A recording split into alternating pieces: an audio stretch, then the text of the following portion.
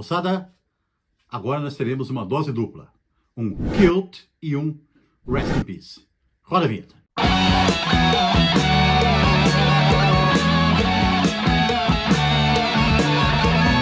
Saudações pesadas, moçada, é o peso do dia chegando com mais um assunto legal aqui sobre rock and roll, sobre heavy metal, sobre rock clássico e tudo mais. Moçada, antes de começarmos, eu peço a vocês que se inscrevam no canal, quem ainda não o fez, que o faça, deixa lá o seu like para que o canal cresça e a gente consiga cada vez mais falar aqui de rock and roll, que é o que nós gostamos, right? Muito bem, moçada, vocês sabem que nós temos duas séries aí, né, no nosso canal. Uma é a Kilt, que nós falamos de bandas que são cultuadas por alguns poucos, né? Não são aquelas bandas que atingiram assim o mainstream, né? Não chegaram aí num patamar de Iron Maiden, Rolling Stones e tudo mais, mas que são bandas que têm os seus fiéis seguidores, né? São as grandes bandas sem serem bandas grandes, né? E temos aqui também o Rest in Peace, que é uma sessão que a gente é aquela mais funesta que a gente fala aí de algum grande nome que a gente gostava e que não está mais entre nós, que já faleceu. Na verdade, é triste, né, de falar, mas é assim, uma homenagem, né? Aqui, como eu já falei para vocês quando falamos lá do Rest in Peace do Paul Di'Anno, a música é alegria, né? E os caras fizeram. E a questão da morte, infelizmente, faz parte da vida e aí a gente fala deles aqui, mas com muito respeito, certo? E hoje, por que é um 2 em 1? Porque hoje nós não temos como desassociar o criador da criatura. Porque nós vamos falar o Kilt do Bathory. E o Bathory não dá para desassociar do Quorthon, que foi seu idealizador e seu único membro, desde que a banda, se é que dá para chamar de banda, porque é a banda de um sozinho, né, começou a gravar. E o Quorthon, infelizmente, já nos deixou faz 20 anos, ele faleceu em 2004. Então nós vamos prestar essa homenagem tanto ao Bathory como ao Quorthon aqui. Beleza, moçada?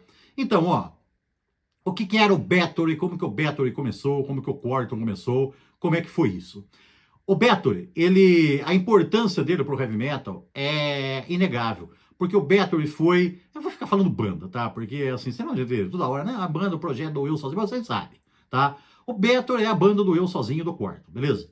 Então o Bathory é a banda que introduziu o black metal na Escandinávia, que o Bathory é sueco, ou era sueco, né? Morreu quando morreu o Quorthon, né? Esse que é o problema de ser o individualzão, né? Acabou ele, acabou a banda. Então, essa banda, ela introduziu no início dos anos 80 o black metal na Escandinávia, e depois todo aquele séquito de bandas que surgiram ali na Escandinávia, né? Tanto na Suécia como na Finlândia, na Noruega, e nos outros países nórdicos ali, como a Dinamarca, também, né, a própria Ilhas Faroe, que em breve, tá, agora aí na passagem do ano de dezembro para janeiro, o canal vai dar um pulinho até lá, e nós vamos filmar algumas coisas lá, e vamos falar um pouco para vocês como é que é a região lá. Mas a Escandinávia ali, até o início dos anos 80, pouco tinha de heavy metal, né? E as poucas bandas que surgiram, uma delas foi o Bathory, e o Bathory introduziu ali o black metal, que depois se difundiu muito na região. Hoje nós temos muitas bandas que vêm dali, algumas com um problema sério, né, que teve ali, aqueles malucos que andaram queimando igreja lá na Noruega, uma hora nós falaremos disso também, mas isso aí é uma babaquice. O que interessa é que a coisa pegou lá. Vamos falar do lado legal, né? O Bathory nunca fez isso, tá? E depois, só que depois dos anos 80 ali, lá pro final dos anos 80, quando o Quorthon já estava ele ficou meio cansado dessa temática satânica, o black metal, já expliquei para vocês, né, no vídeo que fala aqui de black white metal, é aquele heavy metal aceleradíssimo tal, mas que com temas satânicos, né? E até quem não era muito acelerado, por exemplo, o Merciful Fate, que era uma banda da Dinamarca, inclusive, né, ali país nórdico também, que fazia um heavy tradicional, mas como tinha temática satânica, era chamado de black metal também. Mas o Bathory não, além de ser rápido, ainda tinha temática satânica, meio estilo Venom, né, que foi o difusor do death metal, do black metal, desculpe, no mundo. Mas ali na Escandinávia, o Bathory que difundiu a coisa. Só que o Quorthon, ele cansou um pouco disso lá pro final dos anos 80, começo dos anos 90, e ele resolveu mudar a temática da banda, baixou um pouquinho a velocidade, e começou a falar da história dos vikings, que é o povo ali da região, né? Então, ele acabou sendo também o inventor e o difusor. O inventor, assim, não digo porque o Manowar também já falava dessas coisas, né? Mas é que o Manowar não falava só disso, né? O Manowar, mesmo ao mesmo tempo que falava dos vikings, das lendas nórdicas, do folclore nórdico, também falava aí de motocicletas e garotas e, ah, assim, de grupos de headbangers, essas coisas todas, né? Mas o Quarto começou a falar só da temática viking e acabou sendo o difusor, o fundador e o difusor do Viking Metal, né? É o Viking, mas em inglês lá a turma fala Viking, né? Então, ele acabou sendo também o difusor do Viking Metal. Mas quem que era esse sui generis aí, Quarton e essa banda Bathory? Ó, o Quarton é um cara que ele começou ali na Suécia. Muitas bandas começam na garagem, né? Diz a lenda que ele começou na oficina do pai dele, tocando junto de 2, 3 amigos ali, covers, né, de Black Sabbath, de Judas Priest, de Motorhead, aquelas coisas lá que muitos garotos faziam ali nos anos 80. Aí a coisa foi pegando forma, foi crescendo e tal, e ele acabou ficando sozinho. Ele acabou ficando sozinho, ele viu que era só ele que queria levar a coisa a sério. Como ele tocava tudo, né? Ele tocava guitarra, baixo, bateria e fazia vocais também, e também sabia teclados. Ele resolveu gravar um disco por ele mesmo, tá? Ele sozinho.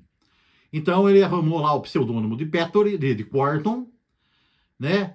Que é um deus demônio lá da mitologia nórdica. E aí ele batizou a banda de Bathory, que Bathory é o nome de uma condessa do século XVI, da Hungria, que diz a lenda lá que ela tomava banho com sangue de virgens, aquelas coisas lá, era uma condessa vampiresca de lá, né? E ele usou esse nome então para batizar a banda. A banda que era só ele. Aí ele lançou o disco e esse cara aí, além de ser talentoso, assim, como compositor, como músico, ele era muito bom também marqueteiro, tá? Ele tinha um marketing, uma qualidade, uma capacidade enorme para fazer marketing. Ele só não gostava de tocar ao vivo, tá? Até por falta de pessoal, né? É aquela banda que nunca tocou ao vivo, nós já falamos isso nas curtinhas aí. Então, ele lançou esse disco aí, um deles assim, é que tem essa capa aqui, ó, que a gente coloca aqui para vocês verem, que tem essa figurinha aí, com a capa preta e a figurinha em branco, né? Mas eles lançaram umas cópias que a capa era preta, mas esse branco aí era feito com fios de ouro, sabe? Não sei se era mesmo, se era simplesmente amarelo, né?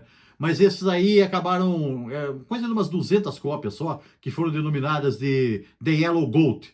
E acabou virando uma raridade. Hoje quem tem isso aí vende a peso de ouro. Tá? Se era mesmo fio de ouro ou não, mas agora o negócio é a peso de ouro que tem por aí. Eu nunca vi, tá? Essa aí, amarela aí, mas dizem que tem por aí. Não sei se 30 mil, se é mais uma lenda criada em torno. Porque vocês vão ver, conforme nós vamos contando a história, que muito que circunda essa banda aí, esse cara aí, o Quarton, é tudo envolto em mistério, sabe? Ele fez questão de deixar assim, pra turma, você quer saber das coisas, vai lá e compra o disco, escuta a música e tudo mais, né? Então, ele lançou esse disco aí, deu muito certo, né? A coisa tava na moda na época, esse metal mais extremo aí. Ele foi lançando outros, tal. Teve um disco só, que ele arrumou outros 2 caras, com 2 pseudônimos também, e tiraram fotos de contracapa, sendo lá os tais músicos da banda, mas há quem diga que não eram nada, tá? Tem muita gente que diz que era tudo conversa mole, que foi tudo feito pelo Quarton mesmo, e os caras não eram músicos nada, eles só foram posar lá pra foto. O produtor também, chamado de The Boss, disse que era todo o Quarton também e tudo mais. Aquele era o produtor também dos discos, né? Então foi assim. Durante os anos 80, o Quarton foi lançando discos e tal. Quando perguntado a respeito de show, ele falava que não, que ele conversava com amigos de bandas, e os caras falavam que esse negócio de turnê era só sofrimento. Muitos dias enfiado num ônibus junto com os caras, comendo mal, dormindo mal, correndo de um lugar para outro, tomando choque, carregando instrumento, na chuva, no frio, no calor e tudo mais. Ele gostava mais de ficar em casa, lendo, compondo, tocando e gravando em casa. Tá? Ele dizia isso aí. Tá? E realmente foi o que ele fez durante toda a carreira. E como ele era um cara que lia bastante, né, ele se cansou um pouco, como eu já falei para você lá no final dos anos 80, ele era muito produtivo também, e ele se cansou um pouco dos temas satânicos e resolveu mudar um pouco o som e a temática do Bathory, né? Deu uma baixada um pouquinho na velocidade e começou a resolver, né, contar a história dos vikings nas letras do Bathory, porque ele falou que desde da adolescência, que ele era um cara que estudava bastante os vikings, né? Também até natural, né? O povo ali do país dele, né? Não só da Suécia, mas da Noruega também, da Dinamarca. Ali tinha os vikings, né? Mas do povo do país dele, certo? Então, e ele falava que a imagem que se passava dos vikings no mundo ocidental aí era completamente errada. Então ele queria passar uma imagem mais real dos vikings e ele então começou com a temática viking no Bathory, que acabou sendo o difusor, como eu já falei para vocês, do Viking Metal, que depois hoje tem tantas bandas que falam desse tema, né? E só para dizer a mesma coisa em termos sonoros, né? Independente se a banda faz death, thrash, heavy tradicional ou hard rock, o que manda é a temática, aí no caso, para ser chamada de Viking Metal. E a maior delas, hoje em dia, talvez seja o Amon Amarth, ali da Suécia. Não é isso? Se vocês acham que é outra e tal, né? Mas eu acho que talvez o Amon Amarth seja o expoente principal do Viking Metal hoje em dia, mas tem vários outros.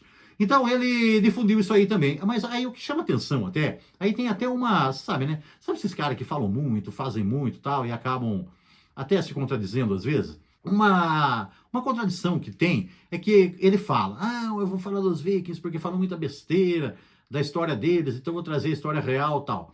Tá, mas só que lembra que eu falei da foto da banda entre aspas, né, na contracapa de um dos discos? Mas ali também não retratava bem a história dos Vikings, não, porque mostrava ali os Vikings, os 3 Vikings ali no caso, de espadas em punho e tal, mas com o capacete de chifres, que é contestado que se eles usavam ou não, com aquelas tanguinhas lá, meio com o popozão de fora, tipo que o Manowar fazia, a turma tirava sarro. Quer dizer, na foto ali, ele vendeu a imagem errônea dos Vikings então, tá? Mas ele falava, ele tinha uma temática legal, sim, a respeito disso aí.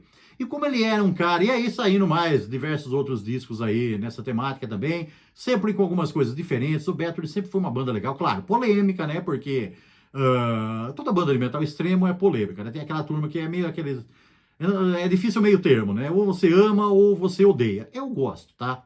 Tem aqueles que adoram de paixão, tem aqueles que xingam, tem aqueles radicais que acham que só isso aí que é música e nada mais o resto presta, e tem aquele pessoal que acha que isso aí não é música, que é só barulho, mas... Eu não sei qual das correntes você é, mas para quem gosta do metal mais extremo, é uma banda bem legal, tá? Tanto na época do black metal, como na época também do Viking Metal, quando deixou de ser muito extremo também aí, mas sempre foi pesadão, sempre foi um negócio, um som bem pesado, um heavy metal bastante consistente, bem legal. Então, como o Corton ele era bastante produtivo, possivelmente ele estivesse gravando até hoje, mas infelizmente em 2004 encontraram-no morto no seu apartamento em Estocolmo. Aí vem muitas especulações, mas a causa mortis foi oficial, né? Foi uma parada cardíaca. Aí vem todas aquelas histórias depois, né? O pai dele revelou que ele tinha um problema cardíaco crônico desde de menino, praticamente, e que nos últimos tempos ele vinha reclamando de dores no peito, até que culminou nesse ataque aí. Há aqueles outros mais maldosos que dizem que, tá, pode ser que ele tinha problema cardíaco sim, mas isso aí teria sido potencializado por drogas e álcool. Bom, nunca vamos saber a verdade, também não importa, né? Importa que foi uma perda, né? E eu digo que foi uma perda, sim, uma perda lamentável, e como ele era muito autônomo, né, o cara sozinho que fazia tudo, a banda também desapareceu depois disso. Não totalmente, porque até hoje, de vez em quando, sai algum tributo, né? Até hoje, de vez em quando, a turma acha aí alguma gravação que não foi feita, não foi lançada, ou até alguma música que tinha alguma versão diferente perdida lá em alguma fita. E de vez em quando sai alguma coletânea aí em homenagem póstuma ao Corton e ao Bathory. Só que não tem gravação ao vivo, né? Isso aí vocês não vão achar mesmo, porque por absoluta falta de pessoal, né? Mas tem muito material legal do Bathory por aí. E é lamentável a partir do Corton que se ele não tivesse morrido nesses 20 anos que faz aí desde a morte dele, com certeza ele teria produzido muito mais coisa, talvez até tivesse mudado a temática do Bathory de novo, quem sabe, porque até o black metal mudou também, né, pro metal sinfônico, não sei se ele, não dá para saber o que ele seguiria, né? O Viking Metal cresceu bastante, não sei como que estaria o Bathory hoje em dia, mas teria produzido, sem dúvida, bastante coisa, porque ele era um cara inteligente, competente, talentoso e produtivo. Foi uma grande perda, mas é aquela história, né? Não vamos nos lamentar, porque deixou registros muito bons, registros abundantes, ficaram aí, né, esses registros legais para nós curtirmos e darmos o nosso respeito a esse artista importante aí do heavy metal dos anos 80 em diante. Falou, moçada? Então, para quem conhece, sabe aí do que eu estou falando. Para quem não conhece, vai lá, dá uma curtida, que é muito legal, vale a pena. Mantenham-se pesados e até a próxima. Yeah!